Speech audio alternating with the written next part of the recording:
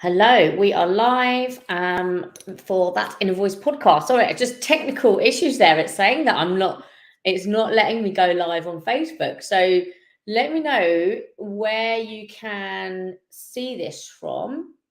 And yeah, saying it's not going to my personal page. Anyway, we shall sort that out after. Anyway, hello and welcome to that Inner Voice podcast. Today, I am live streaming the podcast in aid of Mental Health Awareness Week. So the theme for Mental Health Awareness Week this year is the theme of loneliness. And I am joined by Jaimie Sarah today, and we are going to have a discussion about loneliness, what that means to Jaimie, what that means to me, our experiences, and what you guys watching can actually do to help relieve yourself of loneliness. So welcome to the podcast, Jaimie. How are you doing? Thank you so much. I'm excited to be here. I'm very good. My entrepreneurial loneliness is better at the moment than it's been recently, and I think this is going to be a really important conversation to have, because I think there's a lot of people not fully realizing just how lonely they are. Yeah, absolutely. And loneliness can, happen at many stages of our lives, can't it? For Yeah. me, I felt really lonely as a kid because I Mm. felt like I was weird and like everyone thought I was weird. So that was and I felt really like an outcast. And so that felt quite lonely. What about you? Yeah, I think I spent a lot of my childhood feeling very lonely, because I was an only child and didn't really have like friends. I think for a lot of my childhood, I wasn't really allowed to have friends over to my house. Mhm. And I went to go live with my grandparents at a fairly young age, and they were like, no, you cannot have friends at home.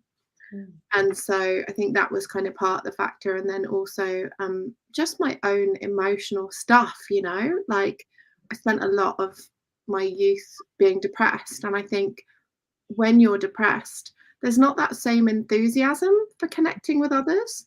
And like you can feel lonely even if you're surrounded by 80 people when Yeah. you have depression, Yeah, absolutely. I totally relate to that. Yeah.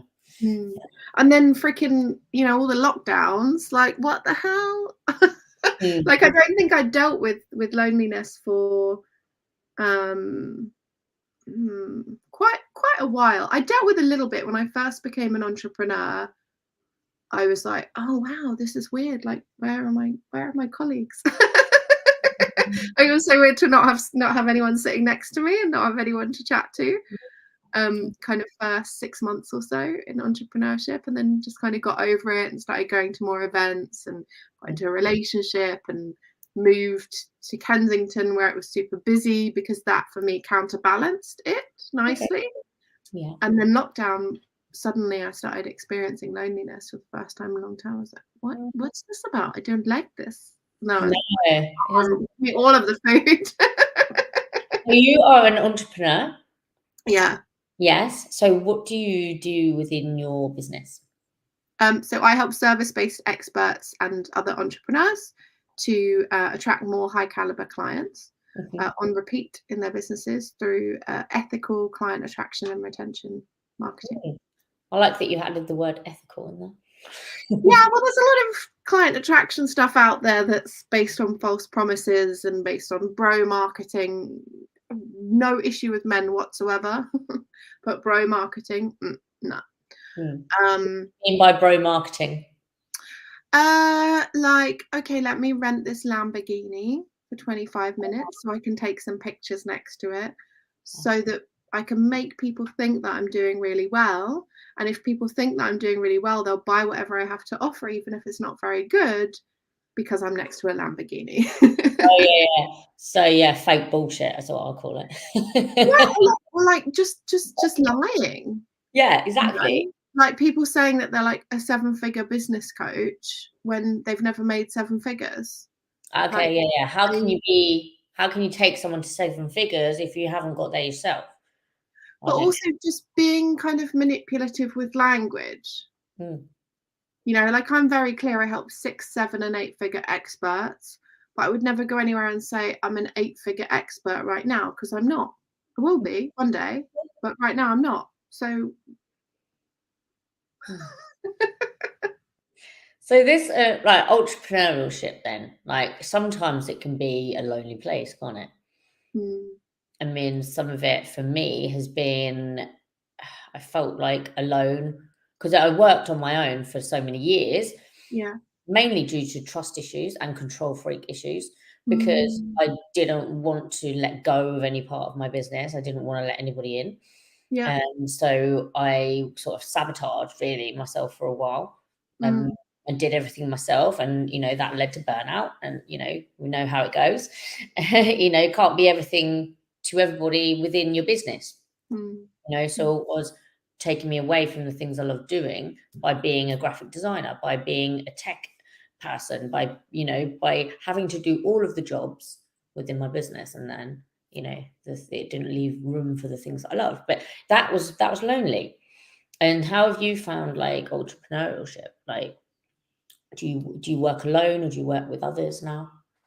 So I, similarly to you, when I first became an entrepreneur, even though in the corporate world, I had been used to being in big teams and I'd been used to working with others and relying on others, etc. When I started my own business, all of my strong, independent women shit came up. And it was like, you have to do it all alone. You have to do it all alone. You shouldn't rely on others. If you do rely on others, then you're basically like a fake or like an imposter, or like it's not really a real business if other people are helping you. Like all these kind of like just nonsense thoughts came in when I first became an entrepreneur. So similar to what you talked about. And that definitely made it more lonely. Now I have a lot more support in my business. And that definitely helps with loneliness, is actually having team members, whether those are full-time team members or contractors or project-based hires. I do think that's a big help. And then I think having a community that you can plug into who are kind of up to similar things to you is also really helpful as well, and really important. And that's something that I created for others before I received it myself. Okay, yeah. I had those feelings, so then I created it for others, but then was still struggling to find a space for me that could meet those needs. And then just probably a year and a half ago, just finally found a space that was a fit for me in terms of something to plug into, and that's been a game changer. So I'm in a mastermind, and what's really, really funny actually, and I've never said this out loud before, but the first year that I was in the mastermind, I was so used to being the leader of a mastermind and being like the leader of groups, and like I walk in and I park all of my stuff and I just show up for others. But the first year and a bit in the mastermind, I didn't really share about anything that was challenging me or testing me or anything I was struggling with. I barely even asked any questions and barely asked anyone for support, except asking the host questions on designated calls. And every time I saw someone else being like, hey, will you share this thing? Or hey, will you do this? I would get triggered. And then my mentor was like, I see you giving to others and I see you showing up and supporting others, but like, can you ask people for support too? And I was like, oh my God, she's so right. I'm doing that. And it was like, it was a totally, it took me ages to see it, because we all have our own stuff that, is that's the whole point with blind spots. We can't see what we can't see. Yeah. And so she drew it to my attention, and then I kind of corrected course, and I started saying, I am struggling with this week, and can anyone help with this? And like, I'm putting this new offer out, like, can you share it? And and I was like, this is life changing. And what's that? what is that internal blockage that stops us from asking for help? In the work that I do, so I'm a spiritual life coach, Yeah. anxiety release practitioner. So I work with people and female entrepreneurs that want to overcome anxiety and create more confidence. And a lot of the time that we are stuck in these outdated beliefs that, you know, we can't ask for help. Asking for help's weakness, or, you know, it makes us less than if we are stepping up and asking for help.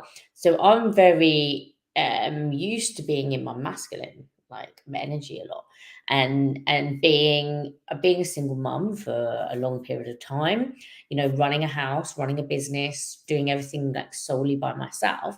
I just got used to picking up my own pieces, just got used to people letting me down. I got used to people walking out on me. I just got used to that. So it became just part of my survival instinct, is to just do things by myself, just suck it up, buttercup, and get on with it. And that, you know, that led to suppression of feelings. That led to like me not asking for help. And then when I did ask for help, if it was rejected, then that I think, oh right, I'm not going to fucking bother now. I'm not going to ask for help anymore. What's the point? So I just became ultra independent as part of a trauma response and a survival instinct. Mm. And then just got so used to like being that, you know, the leader, holding space for people, holding space for their emotions, and holding these retreats and coaching classes and everything. But then I was like, well, where does that leave room for me to receive? Because in order to create abundance, you must be open to like giving and receiving, you know, Yeah. and have that flow. So actually, by not opening yourself up to receiving, you're actually then creating your own blockages. You know, like you witnessed as soon as you like opened up and said, yeah, like, can you do this? Can you help me here? How much did that open up your space for you? Mm. Mm. Mm.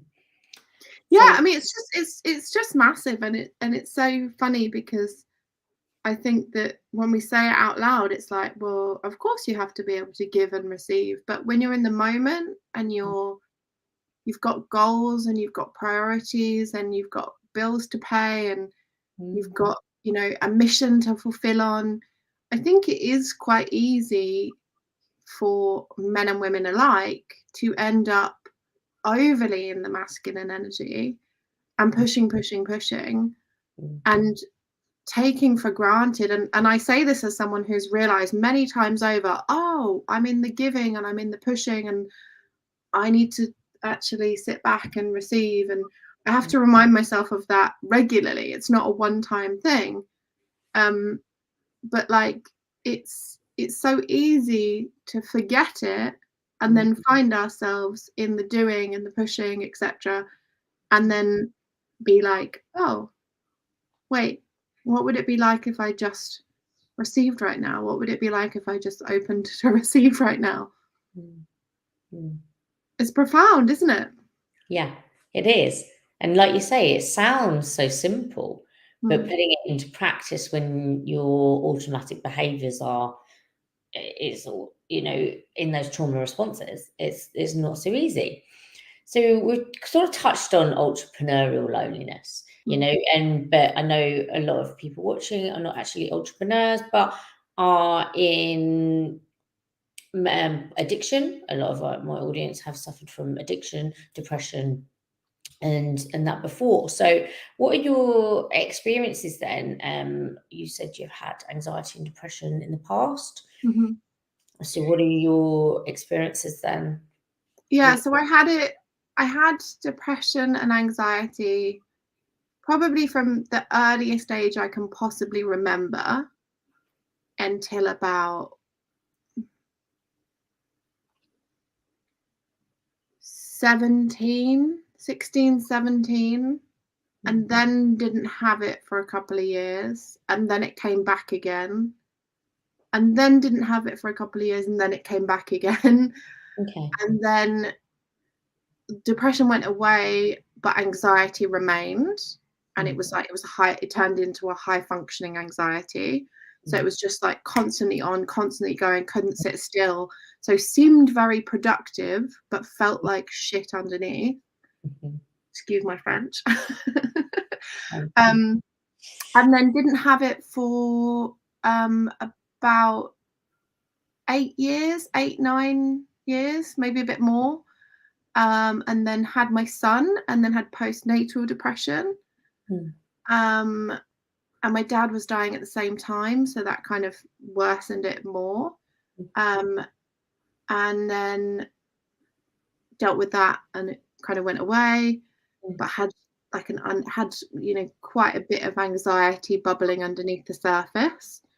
And then I got COVID a second time in December. Well, and then for most of lockdown, I was definitely depressed. And totally used food to try and distract myself from just how depressed I felt. And that was just pure loneliness. That was just sheer, like, I can't see people and I want to see them, and I love people. Not even just people I know, like I love strangers. Like I love like smiling at strangers in a cafe, or smiling at strangers in the sauna, or having a chat with someone in the sauna or the jacuzzi or things like that.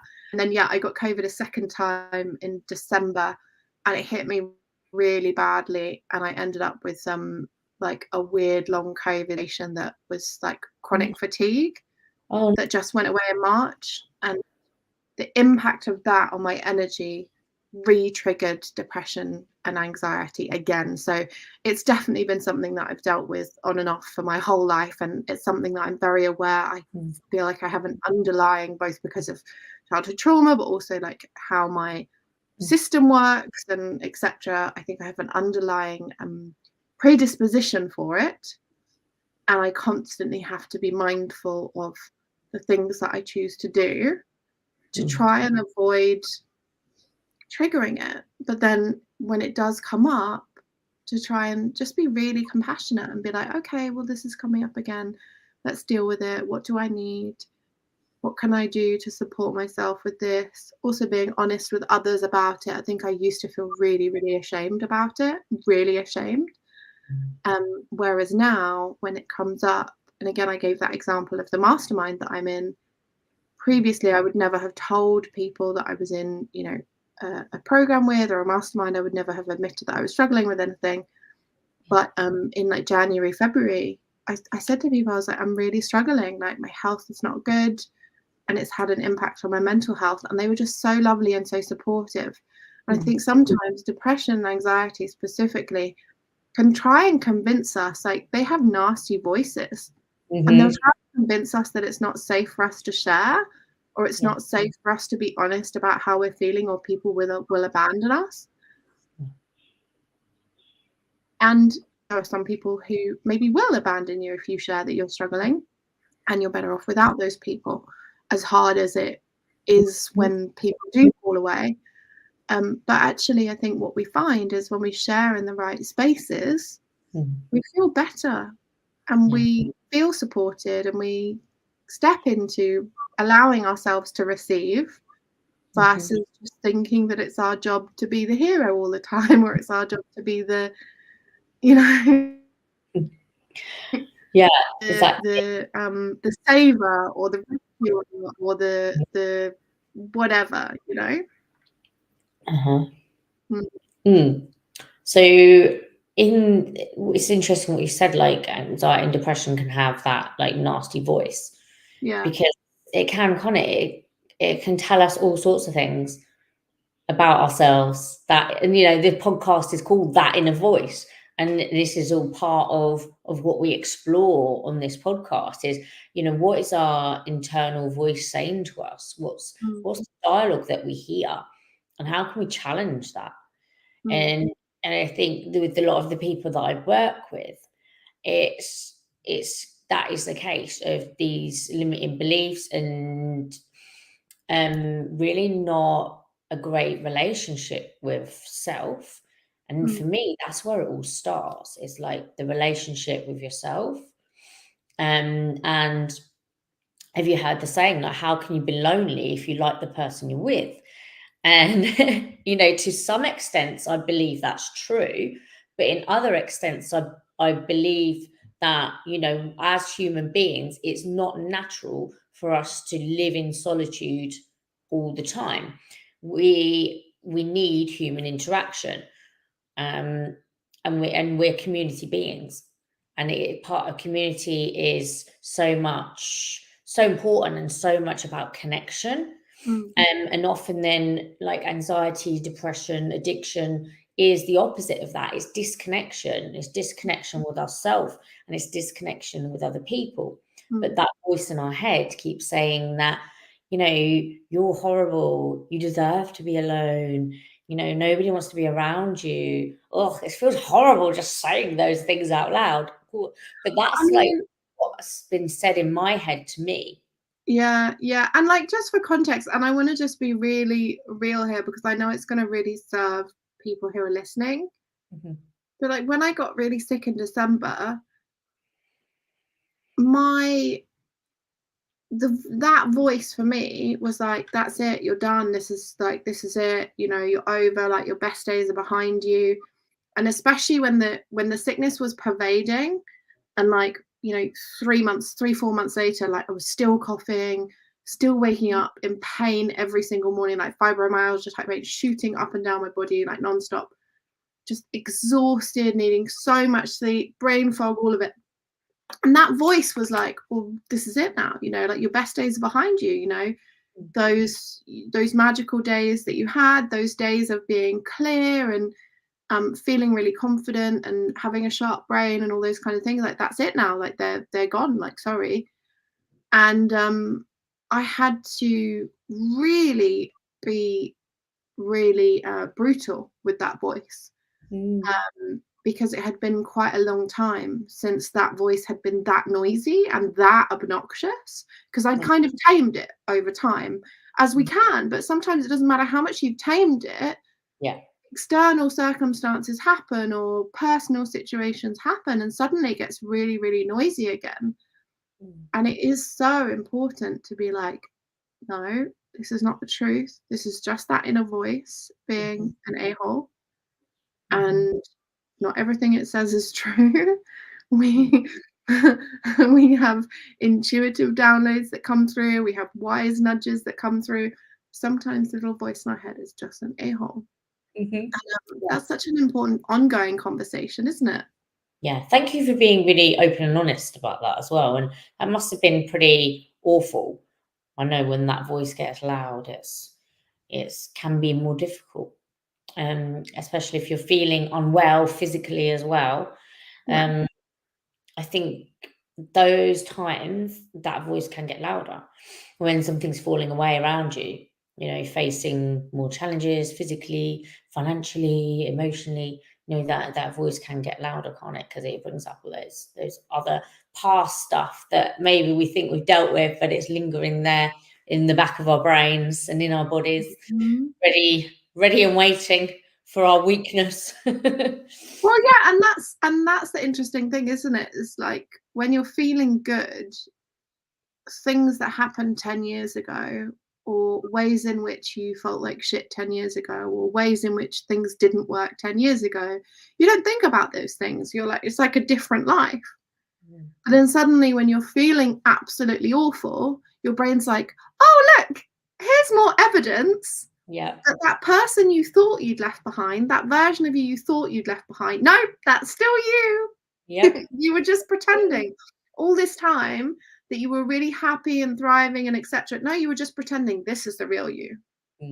Like, this depressed, anxious, not effectively functioning human being who feels like rubbish all the time. This is the real you. That was just like a temporary sojourn. Is that the term, sojourn? I don't know. I'm not I think it's French for like trip. Oh, I'm asking the wrong person there. 100% asking the wrong person. But like, it will look for that evidence, won't it? And it will be like, it will build those connections, and it will be like, well, you see, this is how you used to be when you were X. So, you know, you're falling back in. It's like, no, you're not falling back in. Yeah. You're a human being, and Mm. 1 + 1 = 2.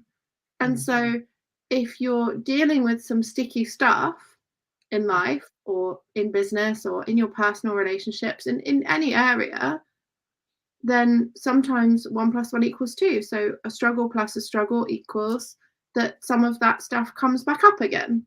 Yeah. Doesn't mean that's who you are, doesn't mean it's going to be that way forever. Mm. Does mean that you need to get the right support though. Yeah, absolutely. And there is so much support out there available that, and you know, we don't need to be alone. And Mm.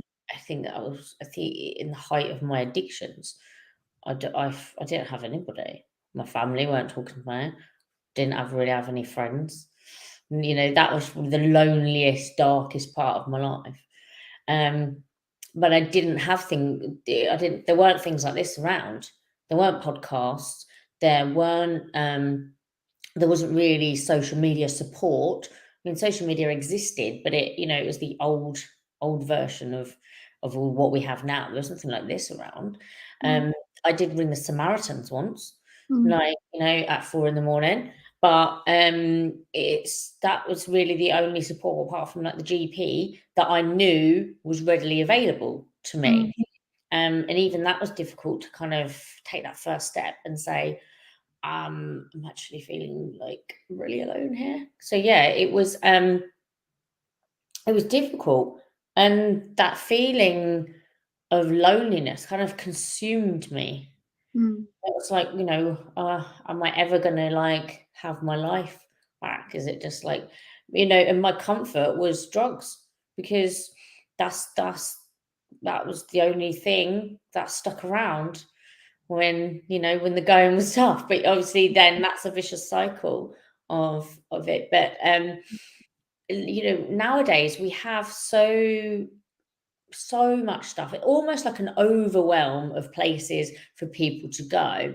Yeah. And I know the online space is very loud, and Mm. people unfortunately take advantage of people's weaknesses, which Mm. is something that I really dislike. Yeah. And it makes me mad. Preying on people's weak points, preying on people's insecurities and stuff. And yeah, that really kind of upsets me. But my point is, I'm blabbering on, and my point is, like, there are so many avenues that if you are feeling lonely, you're feeling like you cannot cope with your emotions, you're feeling alone in your business, like, there are lots of decent therapists, coaches, communities, free charities that you can actually tap into and start your journey of transforming your life, improving your mental health and well-being, and getting some business support. Yeah.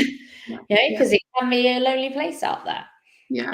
But I Yeah. would say, do your research and look for the right kind of help, because the last thing I would like anybody to do is fall into one of those traps, and you end up paying lots of money and you don't get a service that is actually going to make a difference to you. Mm. Mm. Mm. Yeah, I mean, this is why I'm passionate about ethical marketing, Mhm. because for exactly the reason you mentioned, which is that I think it's important for every business owner out there who wants the best for others to engage in client attraction that's ethical, and Mhm. to, for example, make disclaimers like, this is for you if, and this isn't for you if, and don't play into people's wounds, and don't exploit people's insecurities, and tell people, if you can't afford this right now, don't buy it, and tell people this is for you if you're earning this amount. If you're not earning this amount, like, come back later, buy this low cost thing instead, go and call the Samaritans, go and watch YouTube, go and listen to this podcast, etc. I think that is part of being a conscious entrepreneur, Mhm. is being someone who, if you are in the transformational space, is part of that positive movement. It's like, yeah, you know, you've got the money, you've got the willingness, you're ready, you're well enough, come and do this. If you're not, try this. But as you said, I mean, the Samaritans are amazing. I called them in, I think, beginning of 2019, a couple of times, and they were just phenomenal. They are absolutely amazing. Yeah, I found them a real good support. Just as, you know, they didn't really do a lot, but sometimes we don't need people to do something to solve all our problems. Yeah. What we need is just to be seen and heard. Yeah. Not even, you know, like when sometimes when you talk to a friend or something and they try and like tell you all these different things to do, and it's like, and you end up feeling more overwhelmed than when you actually started. Sometimes all we need is to be seen, heard, and listened to. Yeah, I think the worst thing that you can possibly experience if you're depressed or anxious is someone trying to fix you. Mm-hmm. Yeah. Or someone just trying to be like, oh, just do this thing, try this thing. So much of the time when someone's depressed or anxious, and I say this from personal experience of knowing what I needed when I was depressed and anxious, so much of the time, the biggest thing that made a difference and the biggest thing I yearned for was just someone to be like, I hear you, I see you. Mm-hmm. That must be really hard. Like, I hear that you're frustrated about this, or I hear that you're struggling with this. I can see that this is upsetting you. I can see that you're not feeling yourself. I'm here for you. How can I support you? Like, what do you need? I love you. How Things can I like that, support right? you? Brilliant. How can I support you? What, Yeah. yeah, what do you need? Mm. You know, it's no good telling them, oh, just get, you know, just go and get a better night's sleep. Okay, then. It's like, you know, these really unhelpful people thinking that, you know, they're helping and they're really not. Yeah. So it's like, oh, just eat better, just go and exercise, just have a better night's sleep. You know, all these things are very vitally important, yes. But I think most of us know that those things are important to our well-being. But when you have severe anxiety and you have depression, sometimes the last thing you want to do is cook yourself a healthy meal because you Yeah. can't be you literally stuck. You literally don't have the energy. You literally don't have the energy. You're like, I can just about walk into the kitchen to get something and put it in my mouth. I cannot possibly cook something right now. Yeah. Yeah. Hence why you get stuck in this vicious cycle of, you know, and then and the sleep as well. Know that, you know, 8 hours sleep a night is gonna help us, you know, however, but we're not, some people are designed to thrive on 4 hours, some people are designed to thrive on 10 hours. It's like this is like how I work with people. It's just like not one size fits all, and we're all different. There's the generic advice available out there, but my advice is really get to know yourself. Like, spend time getting to know yourself. So I was just releasing a free course actually called Soulfully Kick Anxiety in the Butt. I love it. What a great name. Yeah. So it's I've been writing like the first part of it, and it's like how we live in this body and we live in our mind every single day, but how well do we really know anything about that? How much do we know about our bodies? How much do we know about our minds? So, you know, it's all about education and awareness in this course. Yeah. Sounds amazing. Sounds amazing. Yeah, I'm really excited about it actually. I'm really excited about it. So I'm on a mission to like help educate and empower people about holistic and spiritual practices, and you know, how we can just help ourselves. So no one And that's along with a magic wand and say, this is what you've got to do, and this is, you know, do this and you're going to be fixed. Because it's not about that. I think for me, it's about self-empowerment, self-awareness, and just touching back on the loneliness in what I said earlier about like the saying, like who you're alone with. Now, solitude was a big part of my healing, and it taught me a lot. hell of a lot. Not to the point of where I was so alone, but just where I stripped back everything and spent time by myself. Mm. So there's a difference, isn't there, between like actually learning to be by yourself. I went away by myself. I went on holiday by myself. I took myself out for coffee. Take myself on walks.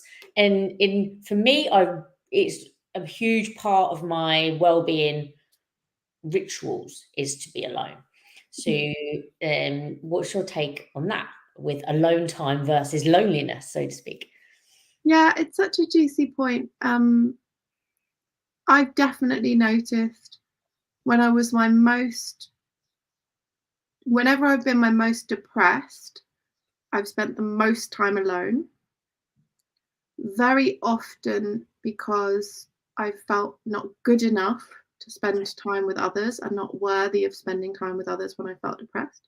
Okay. When I felt my most anxious has often been when I've been spending the most time with other people and actually actively pursuing constantly spending time with others to distract and numb me from my own anxiety. Mm. And then later realizing that actually it made it worse. And I think there's a balance. And I think, as you said earlier, and as you touched on just now, everyone's different. And so whether it's about the food that works for you, the exercise that works for you, the amount of time with others that works for you, the way that you spend time with others that works for you, the places where you spend time with others that works for you, it is important to just know yourself and know what feels good to you. There's been times in my life when what's felt good to me is spending a maximum of 2 or 3 waking hours a day alone, but then an entire Sunday, for example. Mm. What feels good to me now is more alone time than that, because I'm more settled in myself. I'm more able to be alone without going into an anxious spiral or a depressive spiral. Because I'm not codependent anymore, so I don't constantly need validation from others to feel enough, which was part of what would be driving me to be around others all the time. As you also touched on earlier, I think that when we're going through deep healing, alone time is particularly potent. So as much as I felt lonely during a lot of lockdown, I also did a lot of very deep inner healing work, both with professional practitioners, but also with myself and with my own internal dialogue. And so I think it's about knowing what's right for you and what's right for you at a particular time, and not comparing what was in alignment for you around spending time with others versus spending time alone 10 years ago or 1 year ago or 5 years ago or even a month ago to what feels right now. And as much as possible, whilst kind of, maintaining your career and and things like that, and vitamin D, turning into a hermit, be actually following through on what the inner guidance is telling you around how much time to spend alone and how much time to spend with others. What works for you in terms of alone time? What works for me? Yeah. See, I love peace and quiet. I'm a mum of 4, right? They're not all at home. 2 are grown up, and then it's me and my daughter. She's nearly 10. So yeah, but I've had a very busy life. But so for me now, my alone time is paramount for everybody's safety. What works for me? So I love nature. I love being out in nature. I love meditation. For me, silence used to be scary because of my noisy head. Yeah. After lots of inner work, now is the silence is where I hear the most. Hear the most about what my body needs, what I need to feel good, what I need to be healthy. And I have horses. Well, I go to a yard where there's horses. I work with horses. So that horses are my therapy. They have been since I was 8 years old. they were my best friends when, you know, all the people at school were horrid to me. So for me, yeah, nature is a massive healer, and it's a free antidepressant. Mm. You know, facts like things like sunlight, nature. Yeah. So being an energy healer, an intuitive energy healer, uh, the earth, nature, water is really empowering to me. It really gives energy. But on the flip side of that, I absolutely love socializing. I like going places by myself because I like to people watch. And then I'll find that when I do go out for coffee or out for lunch or something, for a walk by myself, it actually opens up more opportunity to meet other people. Yeah. So I've met some, yeah. I'm pretty outgoing and confident person, so I will talk to anybody. Yeah, same. Yeah, and those experiences really, well, how can I put it? Like, you, I'm sometimes a teacher, but I'm always learning. That's Yeah. how I pursue view things. So Yeah. if you open up your mind and your expand your vision, you can like learn so much. And I learn things off everybody that I kind of bump into, which Mm. I love hearing people's stories. I think that's just why I enjoy doing the podcast so much, and like speaking to people online is I love to hear people's experiences of life, and where they who they are now, and like where they come from. Mm. Mm, Yeah. Yeah. Yeah, it's interesting because I've noticed the same thing that you touched on, which is sometimes when you go somewhere alone is when the most beautiful and serendipitous encounters happen. And mhm, sometimes those encounters are with other people, and mhm, sometimes those encounters are with yourself and with your own soul mhm. and with your own internal nudges, your own downloads. Yeah. And as you said as well, especially for those of us who are intuitive, I'm intuitive too, Mm, and do incorporate some intuitive healing into what I do, although I don't really talk about it much, and I'm not trained in it. It just happens naturally. okay. Um, We're we all special. especially, yeah, but we especially those of us who are intuitive and who are empathic, it's so easy for us to absorb other people's stuff. Right? We're Mhm, so busy feeling and sensing, it's easy for us to absorb other people's stuff. And something that I've observed is some of the people who are the most anxious, and I'm not saying this is universally true, but I've noticed some of the people who are the most anxious are people who feel the most. They're the most intuitive, they're the most feeling, they're the most empathic, and they just haven't yet worked out how mm, to channel that. yeah. And as you said, nature, just getting into nature, especially Mm, feet on the grass, mhm, and allowing the negative ions to do their thing and whatever else happens, and the birds to sing, and the oxygen to regenerate you, and source energy, sunlight to regenerate you and recharge you, and allowing yourself to go mhm. into receiving, I think is even more important for those of us who are intuitive and empathic than the Yeah. general population. And that, I totally agree with you there. And yeah, it's probably not universal, but I have noticed that as well. yeah, Literally 98% of the people I work with yeah, are intuitive empaths, yeah, or highly sensitive, but they just don't understand what it means, yeah, and how to actually protect yourself yeah, um, from just absorbing everybody's shit, yeah, which is really important. yeah, Like, yeah, yeah. exactly. Because so somebody once told me, uh, I used to work with a psychic while I was living in New York. I used to work with a psychic. She didn't live in New York. We'd talk on the phone. I'd go in Central Park and I'd sit underneath a tree and chat with her. And she said to me in one particular call, she was like, "Jaimie, you're like a cosmic vacuum cleaner." Mm. You walk into a room and you suck up all of the negative energy and you suck up all of the shit. And you have to remember, A, that's not your job, and it's okay to go into a room and not do that. And B, you have to let it out. You have to release it. You To have empty the vacuum bag. yeah, you have to empty the vacuum bag. And that's for me and so many empaths and intuitives, etc. Going into nature, I think especially if we're close to water, because there's extra negative ions around water, is us emptying that vacuum cleaner bag. Yeah. So we are like positive ions. And Yeah. then like, so when we say negative ions, it's like getting that balance again, isn't it?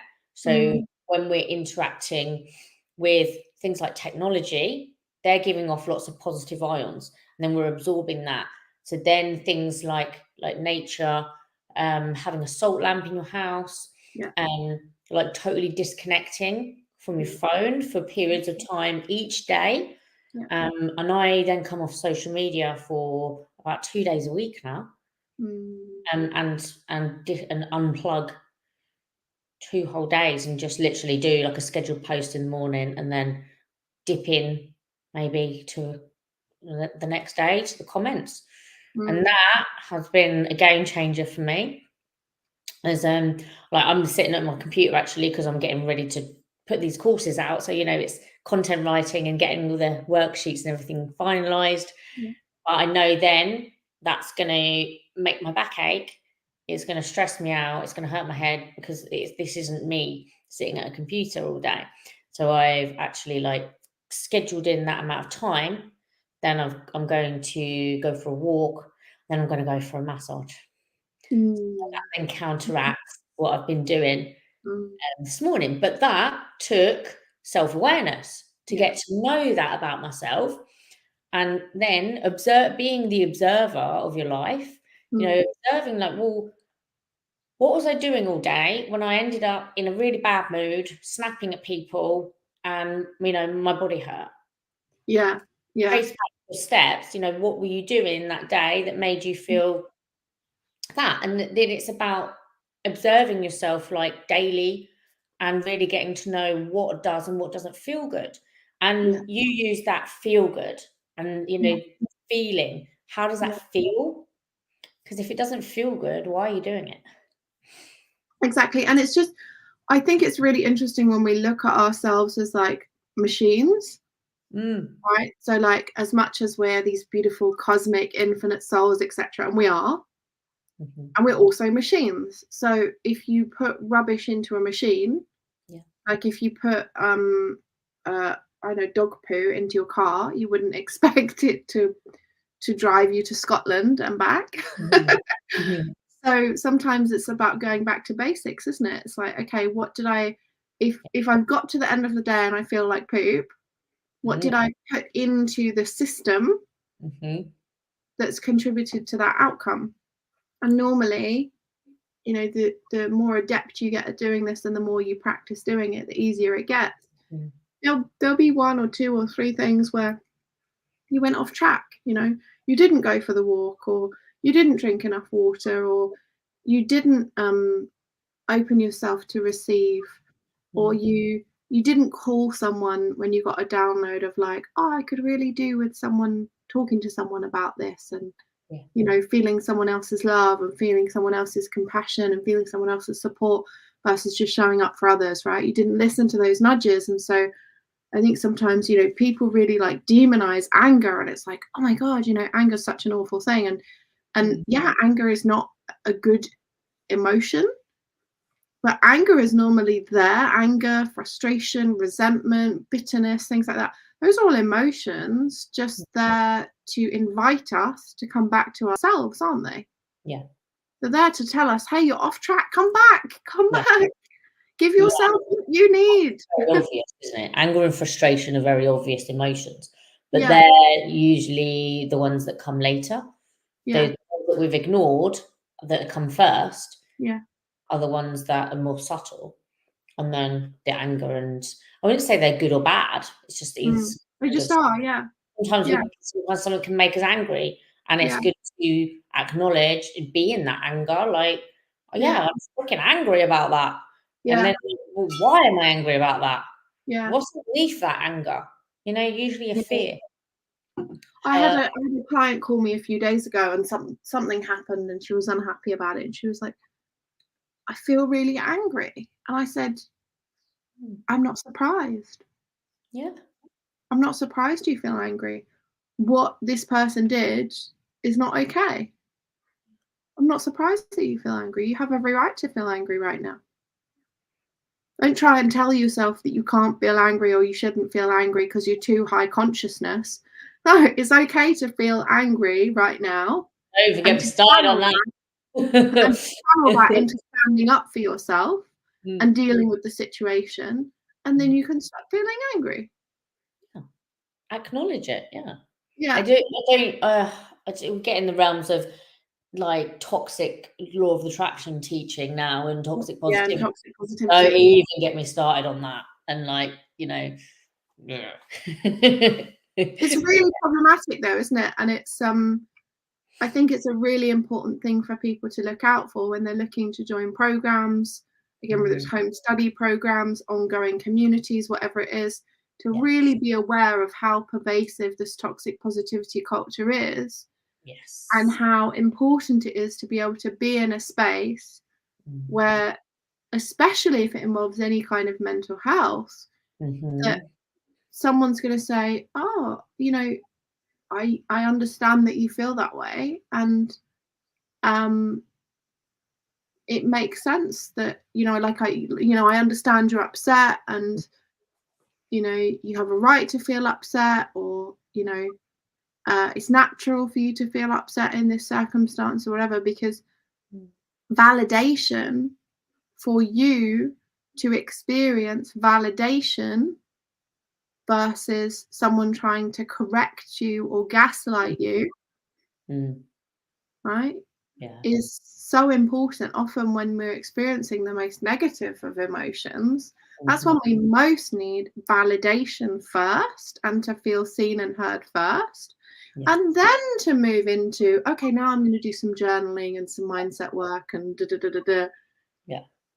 But the validation piece, the feeling seen and heard, nothing's more important than that. That's like foundational pillar, and you should be able to experience that in any space that you go into. You should be able to experience having your emotions validated. This is why I think everyone in the world should be trauma informed. Every single person on earth. I think every coach and therapist should be trauma informed, including if you're a business coach, marketing coach, sales coach, no matter what kind of coaching you're doing, even if you're not designated in a work coaching. You're a business owner, you're an employer, absolutely. Especially if you're working with the general public. Absolutely. If you're working with people, then more often than not, people have had traumatic experiences and are unaware that they're actually acting in a trauma response. And that's why that awareness is so important. And then that awareness of, like, because I know for me 10 years ago, if I encountered someone who was in a trauma response, I would get very activated. And I would not be helpful in that setting. I'd shut down. And so I think what's really powerful about becoming trauma informed is you don't just learn how to better manage when someone else has stuff coming up. You also learn how to manage when your stuff comes up, including when your stuff comes up in response to someone else's stuff coming up. And then it just causes this is like wars and conflicts, and that's where they all come from, right? It's like one person's trauma coming up, and then another person's trauma stuff coming up, and then them going, F you. Yes. So we get into trauma bonding and that in relationships and everything as well, don't we? We could go real deep into all sorts of stuff, like from the threads of this podcast. But like, like you said, the foundations are really, feeling seen and heard, connection to others and to self. Absolutely. And I think, like, if you are feeling those feelings of loneliness, you don't really know where to turn, then there is help out there. And if one thing is, like, there's a difference between mental health conditions, general mental health, and then other conditions as well. But, like, for anxiety, you're never going to completely and utterly eradicate anxiety, because it's a natural human survival instinct. And this is part of what I teach. It's a normal part of life, but I like to teach people to coexist with it. I think you can have a beautiful, peaceful life coexisting alongside anxiety. And when it becomes unmanageable is the times where you really need to explore deeper to what's going on underneath those anxieties, and getting to the root cause is vital. Yeah. Moving forward. Yeah. It's so often it's an awareness mechanism, isn't it? It's there to be like, hello. Yeah, exactly. Yeah. Are you being triggered? Is this a rational anxiety? Is this an irrational anxiety? It's like, those sorts of questions to ask yourself. And when you start to feel anxious, what am I doing or what am I not doing? Is what I have to ask myself. Right, I'm feeling anxious. What am I not doing? Right, I haven't meditated for 2 days. I haven't had screen-free time. There you go. No wonder I feel anxious. And I bet KFC and a pizza this weekend. Actually, I'm tired and I'm irritable. And the digital stuff is massive, isn't it? It's really, because like I can't even wear AirPods anymore. I wore AirPods like almost all day every day for nearly 3 years, and I now I'm looking at them on my desk right now. I'm like, ugh. Surely that's damaging, like, frequency wise. Yeah, I can't tolerate them. I can't tolerate them anymore. I can't. And I was getting headaches like every day. I had like one of those Fitbit watches things, and then I had to take it off because my arm ached. So I think things like that is blindly damaging us, really, isn't it? Yeah, I think we have to be very careful. And again, especially those of us who are very intuitive, those of us who are very energy sensitive, we have to be careful of EMFs, because they mess us up more. Yeah. And who you follow online as well is a massive one. Yeah. Who you notice, like, how anxiety feels when you're around certain people. At certain events, in certain places. Explore that a little bit, and yeah, I love unfollowing people.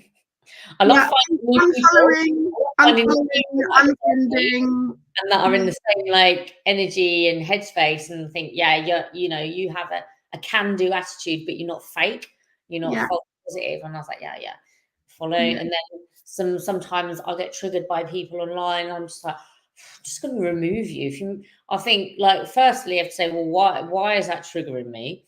Look at that a little bit, and then think, no, unfollow.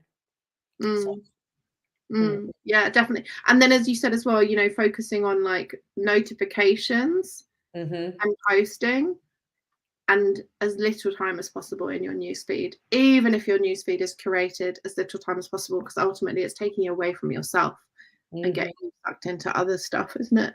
Yeah. I'm terrible for that. It's hard. It's so addictive. Like, you can just jump on to do like one thing, and then you're like, oh, let me just, especially as empaths, it's like, oh, let me just check on like how everyone's doing, and then like 2 hours later, you're like enrolled in someone else's drama that's nothing to do with you. It's like a continual work in progress. Like, no, we're not going there. come back to self, come back to self. Yeah, and that's it. It is a continuum. It Mm, is a continuum, and I mm, catch myself out, all the time. I'm like, "Right, what are you doing? Stop that!" And I'm constantly talking to myself, like with that, that inner voice. I'm constantly conversing with myself yeah, and being aware of my thoughts. And sometimes I literally tell myself to fuck off because I'm just like, "Shut up." To that voice. I'm like, not today, mate. Not today. We've not got today. shit to do. Not today. Back in your box. Yeah. Yeah, and it is like that.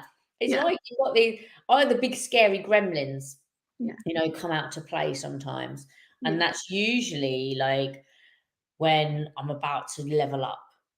yeah, definitely. When it gets louder Yeah, is exactly. when I'm about to level up. So Yeah. yeah. Yeah, the book The Big Leap is great for that as well.